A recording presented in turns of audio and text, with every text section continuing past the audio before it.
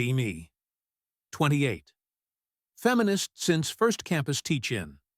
Have bookshelf with more theory than houseplants. Host small podcast about work rights in safer cities. Decent apartment. Decent job. Decent biceps from carrying tote bags full of books. Friends call me the committee. Apparently, I organize everything except my love life. Rude, but not wrong.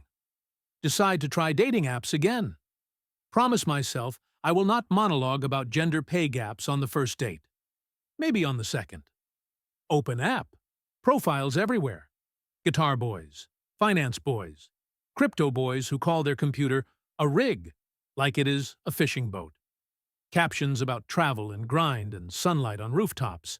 Swipe until my thumb feels like unpaid labor. Group chat pings. Best friend says, remember to breathe between red flags. I say, I can inhale accountability and exhale standards. She sends a heart. We are both joking, but also not. Lunch at work. Open app again because salads are depressing without chaos. Coworker appears. He works in accounting. Tidy shirts. Remembers birthdays without asking the calendar for help. He looks at my phone and says, market research. I say more like hazard assessment. He sits with his homemade stew. It smells like someone who reads recipes all the way through before starting. We talk swipe rates. He says the algorithm rewards the loudest room. I say the room should reward the kindest voice. He nods and keeps eating like he did not just drop a thesis. Sales guy struts by. Tells me standards are cute until you are lonely. I tell him respect is cute forever. He winks like a slow modem. Conversation over. End of day. Open app again because hope is a hobby now. See a profile. Activist speaker. Runs community workshops. Quotes bell hooks without sounding like a thief. Tall. Crisp smile. Photos with posters and microphones and dogs adopted from shelters. Bio says he listens more than he talks. Miracle, if true. Match. First message is not a greeting made of a single letter. He asks, what cause makes time disappear for me? I type paragraphs like a fool.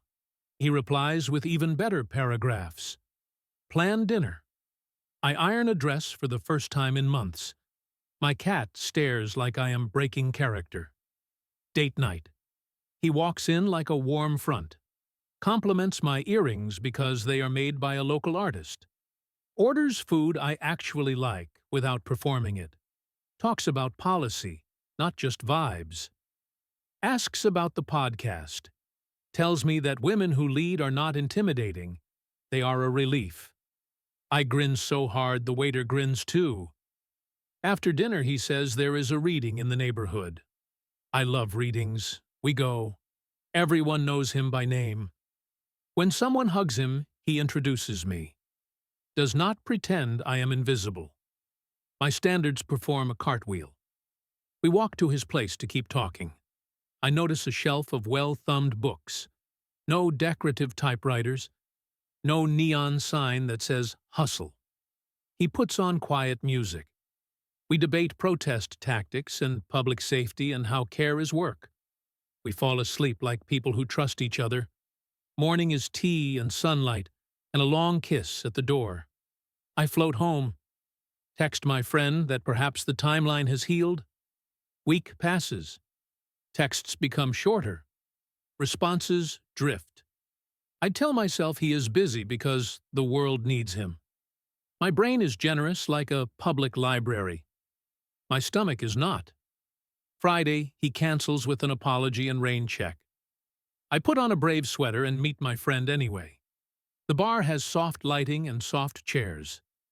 I order something that promises citrus and closure. He walks in.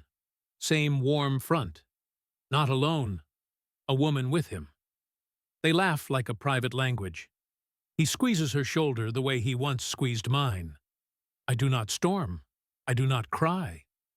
I become a quiet hallway. No one walks down. 2 days later, someone tells me he is very generous with attention. The phrase generous with attention is doing gymnastics. I clap for the wording and boo the reality. Monday arrives like a bus that does not stop. I go to work. Choose mascara named after confidence, but wear none. See the accounting coworker helping design team upload files. He is calm. He is gentle. He is a bench that does not wobble. I remember telling someone I wanted a bench that did not wobble. I also remember climbing on chandeliers instead. Decide to try different. Match with dog shelter volunteer. Works in information technology support. Owns a small condo. Soft laugh. Uses full sentences with punctuation like he respects breath. Coffee date. He stands when I arrive. Asks about the podcast. Listens in a way that rearranges furniture in my head. We walk by the river. I notice how he asks before reaching for my hand. I notice how I want to move it away anyway. Not because he is unkind, because something in me is a tuning fork for fireworks. I go home and feel like a villain. In a play I did not audition for. Text him that he is wonderful, and I am not a match. He thanks me for saying it out loud. He wishes me well with sincerity that stings more than any ghost. Middle of the week. Office kitchen. The accounting coworker and I reach for the same mug. I say after you. He says, please. Our manners create a small treaty. We talk about data again. He says the app is a stage with broken lights. Says half the audience never sees half the actors. Says the script rewards the dramatic exit. I ask if he is always this poetic about spreadsheets. He smiles and admits he is worse. That night, I write in my notebook. Write that feminist practice is also about who we center. Write that my own attention has a hierarchy that looks suspiciously like a ladder. Write that ladders are hard to rest on. The next weekend I attend a panel on workplace equity. My activist speaker is on stage. He is good. He is also a magician. Everyone claps. He looks at the crowd like he owns a gentle son. I look at the woman beside me. She is taking notes with fierce focus. She wears a sweatshirt from a community clinic. After the panel, she asks a question about funding for childcare during meetings. The room hums because that question is a brick and a bridge. Activist speaker gives a beautiful answer. Offers his contact information. The woman nods, leaves with a steady walk. I realize she will not need him to be a meteor. The bus ride home is long. A child sings 2 off-key lines over and over. I envy the dedication. I decide to give the app one last week. Make a list like a grant proposal. Must-haves include curiosity and kindness and respect for rest. Nice-to-haves include forearms that suggest sacks of flour have been lifted. Matches trickle in. I screen less for height. I screen more for who asks me questions. End up on a picnic with a teacher. He brings cut fruit. He also brings a story about a school that needs a crossing guard. We email the city together from a blanket. He laughs when I draft like a lawyer. I laugh when he folds the blanket with military precision. It is warm and ordinary. It feels like breathing. After the picnic, he asks if I want to walk.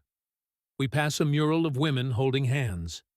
He asks who my heroes are. I say the women who make group chats into lifelines. He says the custodian who gave him a ride when his bicycle tire burst. I decide to like his answer with my whole face. We do not kiss. We set another date. I go home and do not float. I sit. Sitting feels radical.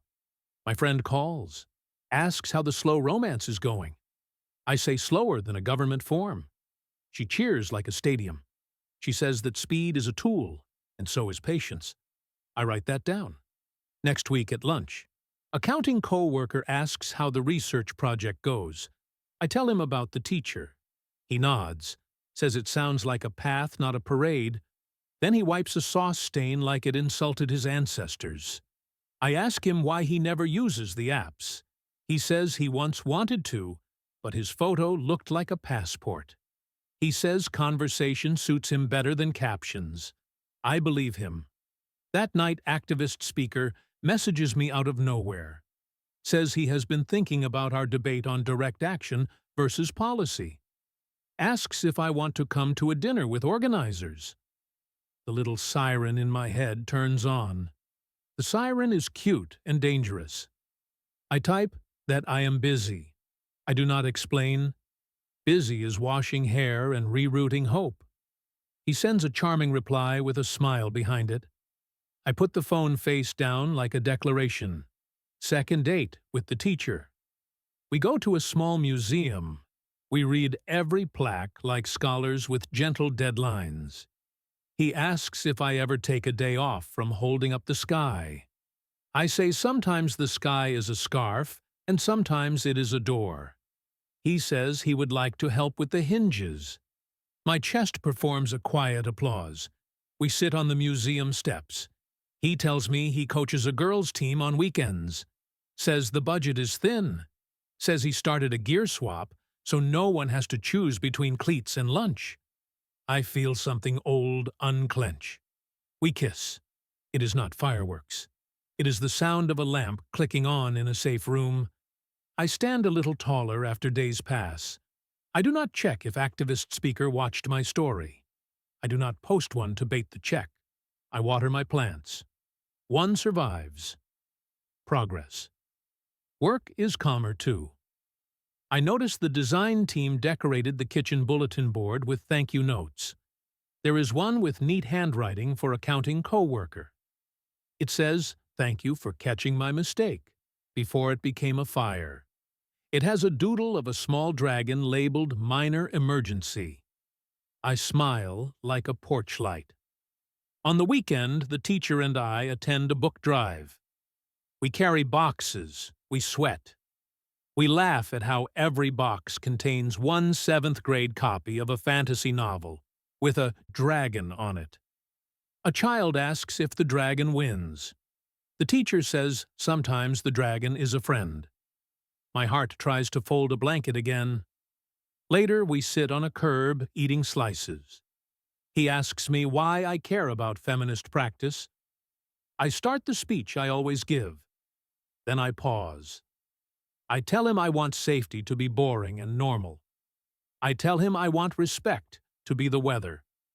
He nods like he has been rained on and prefers dry.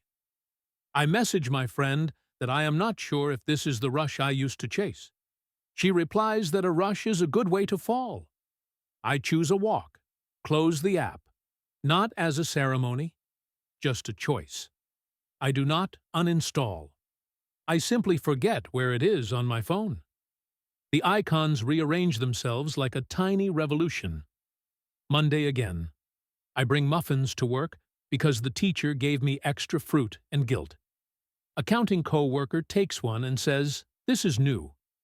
I say, "Maybe not new. Maybe remembered." At lunch we talk about budgets and ballots. He says progress is boring, and so is compound interest. I laugh and write that down too. A week later, activist speaker posts a photo with a caption about growth. I do not read the comments. I scroll to pictures of small dogs wearing bandanas and smile without analysis. The teacher sends me a photo of new cones for practice. He bought them secondhand and scrubbed them like heirlooms. I realize I love a person who cleans things before trusting them. Months will pass. Some mornings we will argue about dishes and calendars. Some nights we will read separate books with our feet touching. None of this is a movie. It is a sidewalk. It holds. I still call myself a feminist. Louder even. Because the life I am building needs that word, like a door needs a hinge. Because romance is not a policy, but it still benefits from consent and care and listening. Sometimes I think about the afternoon in the office when I said men had become lazy. I wince. I was tired. Now I say some people chase applause and some people chase meals that steam up the window. Last scene for now. Weekend pottery class. Teacher tries to center clay, and the clay argues back. I pretend not to laugh and fail. My phone buzzes on the table. A friend sends a new app made for people who like books and policy. I smile. I do not open it. We leave with crooked bowls. Mine leans left. His leans like a tired moon. We put them on the same shelf anyway. I lock the door that night. Lights off. Quiet apartment. I wait for fireworks. None arrive. I sleep better than I have in years. The ending is small. I like it that way. Be me. Still me. Just less in love with meteors. More in love with benches that do not wobble. Feminism stays. Not as a test. As a tool. As a table we eat at. As a promise I keep when no one is watching. Tomorrow, I will forget where the app icon lives. I will remember where the cones are for practice. I will remember the book drive. I will remember the bulletin board dragon. And when someone asks if I am still picky, I will say I learned to choose with two hands. One for spark, one for shelter. Both hands full. Finally.